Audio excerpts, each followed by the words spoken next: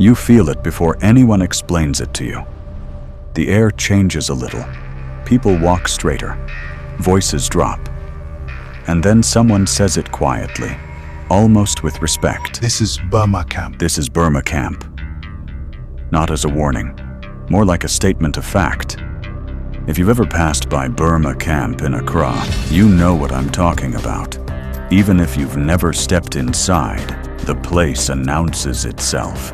The posture, the order, the silence that isn't empty, just controlled. For the first 30 seconds, your body understands something before your mind does. This place is alert. Always. Here's what I mean. Burma Camp isn't just a military base. It's the heartbeat of the Ghana Armed Forces. Decisions that affect national security don't drift through the air here. They're handled carefully, deliberately, by people trained to notice what others ignore. Security isn't a department. It's a lifestyle. Think about it this way. Most places relax when nothing seems wrong. Burma Camp doesn't. Alertness is the default setting.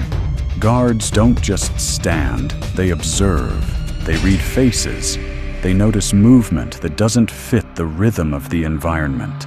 And that level of awareness seeps into everything. The way vehicles move, the way visitors behave, even the way time feels. Slower, intentional. And yet it's not tense in the way movies make military spaces look. It's calm, almost reassuring, because you get the sense that someone is always paying attention, so you don't have to panic. Now let's talk about something people rarely expect, the socio-economic life inside Burma Camp. Because yes, people live here, families, children, traders, teachers. This isn't just uniforms and commands, it's a functioning community. There are schools, clinics, small shops, food vendors who know exactly what time soldiers get off duty. Money circulates, needs are met, routines form, and what's fascinating is how discipline shapes that economy. Businesses open on time. Rules are followed, not negotiated. People understand boundaries. You don't shout to be heard. You don't cut corners. You adapt. And that creates stability, predictability, a kind of quiet prosperity that doesn't scream wealth but shows up in order. Cleanliness is another thing that hits you. Let's be honest. In many busy parts of Accra, cleanliness is a daily struggle. Trash piles up, drainage suffers, maintenance gets postponed. But Burma Camp doesn't play that game. The environment is kept clean because it has to be, not for aesthetics, for function.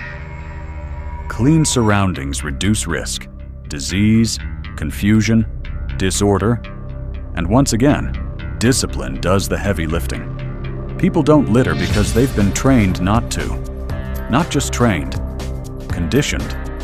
It's normal here to care for shared space, to see it as a responsibility, not someone else's job. That mindset alone could change entire cities, if we're being honest. And then there's discipline, the backbone of everything. Discipline in Burma Camp isn't loud. It's quiet and consistent. It shows up in how instructions are followed the first time, in how juniors address seniors, in how mistakes are handled without drama. No chaos, no excess talk, just structure. That structure creates trust. You know where you stand. You know what's expected. And when expectations are clear, people perform better. That's not just a military lesson. That's a life lesson. Here's the part I really want you to sit with. Burma Camp proves something important. Human behavior changes when standards are non-negotiable. Security improves. Cleanliness improves. Economic activity stabilizes. People take responsibility. Not because they're afraid, but because the system around them demands consistency. And consistency shapes character. So when people say Burma Camp with that tone, that mix of respect and caution, they're responding to more than soldiers. They're responding to a culture, one built on alertness, order, and shared responsibility. This isn't about glorifying the military. It's about learning from a system that works. About asking what happens when discipline becomes normal instead of exceptional. As you leave this story, remember this: Burma Camp isn't just a place you pass by. It's a reminder that safety is built, not wished for. That cleanliness is practiced, not preached. That discipline, when done right, doesn't limit freedom. It protects it. And that's why, long after you've driven past its gates, the feeling stays with you. Because now you know